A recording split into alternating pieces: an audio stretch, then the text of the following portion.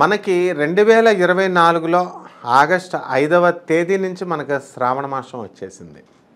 4తో అమావాస్య పూర్తయిపోయింది. బోనాల జాతర అయిపోయింది. మనకి ఆఖరి రోజు అమ్మవారి పూజలన్నీ. ఈ శ్రావణ మాసంలో మనకి వివాహాలన్నీ కూడా 150 రోజుల దాకా మనకి ఈ యొక్క వివాహాలు ఆగిపోయినాయి. అంటే దగ్గరగా మనకి ఎన్ని నెలలు ఆగిపోతే ఇప్పుడు ఈ శ్రావణ మాసంలో ఓపెనింగ్ బ్యాట్స్మెన్ లాగా ఈ యొక్క ముహూర్తాలు అనేటటువంటి పెళ్లి ముహూర్తాలు శుభకార్యాలు ఓపెన్ అయినాయి అన్నమాట.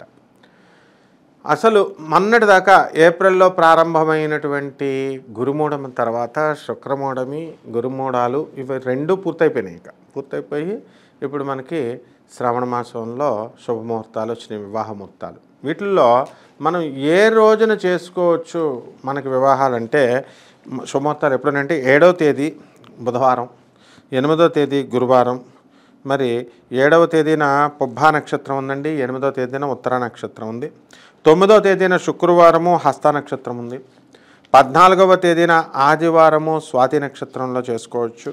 అలాగే 15వ తేదీ ఆగస్టు నెలలో గురువారం నాడు దశమి, ఆ రోజు ఉదయం 6:01 వరకు, తర్వాత ఏకాదశి జ్యేష్ఠ నక్షత్రంలో మనం చేసుకోవచ్చు. అలాగే 17వ తేదీన అత్యద్భుతమైనటువంటి ముహూర్తం, వివాహ ముహూర్తం ఉంది.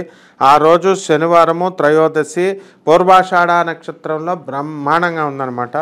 ఆ తర్వాత 18వ తారీఖు మనకి ఆదివారం నాడు చతుర్దశి రాత్రి 2:41 వరకు ఉంది. ఉత్తరాషాఢ 9:53 వరకు ఉందన్నమాట. ఆ తర్వాత వెళ్తే శ్రవణ నక్షత్రం వస్తుంది. కాబట్టి ఈ యొక్క 18వ తేదీన కూడా దివ్యమైనటువంటి ముహూర్తాలు, పెళ్లి ముహూర్తాలు ఉన్నాయి. ఆ తర్వాత మళ్ళీ అలాగే 22వ తేదీ గురువారం నాడు ఉత్తరాభాద్ర నక్షత్రము, 23వ తేదీ శుక్రవారం నాడు రేవతి నక్షత్రము, 24వ తేదీ మనకి శనివారం నాడు వివాహ ముహూర్తం ఉంది మనకి. ఆ రోజు అశ్విని నక్షత్రము. మళ్ళీ అలాగే ఆఖరి and final, last and final ముహూర్తము 28వ తేదీన అంటే బుధవారం నాడు మృగశిర నక్షత్రం దశమి తిథిలో ఉందన్నమాట. కాబట్టి ఈ యొక్క ముహూర్తాల్లో మనము వివాహాలు చేసుకోవచ్చు, శుభకార్యాలు గుళ్ళు చేయించుకోవచ్చు, అన్నప్రాసన చేసుకోవచ్చు, నూతనంగా ఇళ్లల్లోకి గృహప్రవేశాలు చేసుకోవచ్చు. ఈ రకంగా మొత్తం మెయిన్ ఏంటంటే ఎంతవరకు వివాహాలు శుక్రమూఢమి గురుమూఢం వల్ల ఆగినాయి. దాటి వల్ల ఏంటంటే వివాహానికి కావాల్సింది శుక్రుడు. ఒకళ్ళనొకళ్ళని చూస్తే కెమిస్ట్రీ వర్కౌట్ అవ్వాలి కదా, ఆకర్షణ రావాలి కదా, ఒకళ్ళ మీద ఒకళ్ళ ఫీలింగ్స్ రావాలి కదా. దానికోసం ఆ ఫీలింగ్స్ దేవత శుక్రుడు. కాబట్టి మనకి ఆ శుక్రుడే డౌన్ అయిపోయినప్పుడు శుభ ఫలితాలు ఇవ్వడం రవితో కలిసినప్పుడు. అందువలన మనకి ఈ యొక్క వివాహాలు అనేటటువంటిది నిషేధించాం. ఆ తర్వాత గురుడు, ఆ గురుగ్రహం కూడా నేమ్ అండ్ ఫేమ్ రావాలి కదా, ఫలానా వాళ్ళతో వివాహం చేసుకున్నారని. మీకు తెలియనటువంటిది ఏంటంటే మనము ఈ ముహూర్తాలు రాకముందు మనకు డౌట్ రావచ్చు, అంబానీ గారు మరి వాళ్ళ కొడుకు ఎందుకు చేసుకున్నారండి ఇంత ధనవంతుడై ఉండి కూడా అని. ఆయన మనకి తెలియనటువంటిది ఏంటంటే 15 రోజుల ముందు మనకి నార్త్ ఇండియాలో మనకి శ్రావణ మాసం ఆల్రెడీ స్టార్ట్ అయిపోయింది. అంటే మనకంటే ముందు వాళ్ళు 15 రోజుల ముందు ఉంటారు. ఆ కారణంగా అంటే మనకు అమావాస్య వస్తే వాళ్ళకి పౌర్ణమి అనమాట, వాళ్ళకి పౌర్ణమి వస్తే మనకు అమావాస్య అన్నట్టు ముందు రోజులు అది ఆ క్యాలెండర్ని బట్టి, నార్త్ ఇండియన్ క్యాలెండర్ని బట్టి వస్తుంది. కాబట్టి దాన్ని మనం ఏం చేస్తామంటే శాలిశకం. కాబట్టి మనము అంటే ఆయన కూడా శ్రావణ మాసంలో చేసినట్టే వివాహం. కాబట్టి ఆ డౌట్లు ఏమో అవసరం లేదు. చాలామంది నన్ను అడుగుతూ ఉంటారు. కాబట్టి ఇప్పుడు మనకి అసలు ఈ శ్రావణ మాసంలో మనకి వచ్చే పండుగలు ఏంటండి అంటే మనకి 9వ తారీఖున నాగపంచమి. ఎవరికైతే నాగదోషాలు, పితృదోషాలు, తర్వాత వివాహాలు దగ్గరికి వచ్చి ఆగిపోతున్నాయండి, వివాహాలు కావడం లేదండి, మాకు డబ్బులు ఆర్థిక ఇబ్బందులు ఉన్నాయండి, పిల్లలు కలగడం లేదండి అనేటటువంటి వాళ్ళు కనుక ఈ 9వ తేదీన కనుక నాగపంచమి రోజున కనుక పూజలు చేసుకున్నట్లయితే వీళ్ళకి ఆ దోషాల నుంచి వీళ్ళు విముక్తులైపోతారు. మొదటిది. ఇక రెండవది 16వ తేదీన వరలక్ష్మి వ్రతం. ఎవరైతే కటిక దరిద్ర బాధలు అనుభవిస్తున్నారో, డబ్బు రావట్లేదో, పని చేస్తున్నా సరే, ఒకవేళ పని చేసి డబ్బులు వస్తున్నా సరే ఖర్చు అయిపోతుందో, వ్యయమైపోతుందో, ఆరోగ్యం బాగుండడం లేదో, మెరుగు, ఇలాంటివన్నీ సకల సమస్యలకి కూడా వరలక్ష్మి వ్రతాన్ని కనుక చేసుకున్నట్లయితే మనకి ఇది శివుడు సాక్షాత్ పార్వతీదేవికి చెప్పినటువంటి వ్రతం ఇది. మరి చక్కగా మనకి వరలక్ష్మి అమ్మవారిని అద్భుతం అనమాట. దేశాల్లోకెల్లా పండగల్లోకెల్లా మొత్తం సంవత్సరం పండగల్లోకెల్లా నీకు ఇష్టమైన పండగ ఎదురా అంటే ఆడవాళ్ళని అడిగితే వరలక్ష్మి వ్రతం అనే చెప్తారు. అందువల్లనే మరి ఎక్కువ పేర్లు మొత్తం అందరి పేర్లు ఆడవాళ్ళ పేర్లు తీసుకొని ఎక్కువ ఎవరి పేరు పెట్టుకున్నారు అంటే వరలక్ష్మి అనే పేరు వస్తుంది. వరలక్ష్మి, మహాలక్ష్మి ఈ పేర్లే ఉంటాయి. అంటే మహాలక్ష్మి క్రియాశక్తి, ఆ తల్లి ఆదిలక్ష్మి, ఆ తల్లి మహాలక్ష్మి. ఆవిడ కరుణించిందంటే ఈ సృష్టికి మూలం ఆమె, ఆదిపరాశక్తి.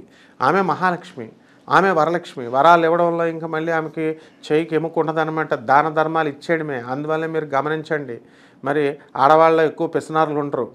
చాలా ధారాళంగా కుంభాలు వండేసేసి భోజనాలు పెడుతూ ఉంటారు. ఒక ఆవిడ ఉందన్నమాట. ఆవిడ ఎప్పుడు కూడా వాళ్ళ ఇంట్లో కూడా కుంభాలు వండేస్తుంది, పెట్టేస్తుంది. ఉన్నది నలుగురు అయితే 10 మందికి అనమాట. అది పాతకాలం ఆడవాళ్ళు అలాగే ఉండేవారు. ఈమె మోడర్న్ ఆడవాడ అయినా కూడా ఇలాగే ఉంది. చుట్టాలు ఇళ్ళకెళ్తే ఈమె వెళ్తుంటే చుట్టాలంతా జడుచుకుంటారు.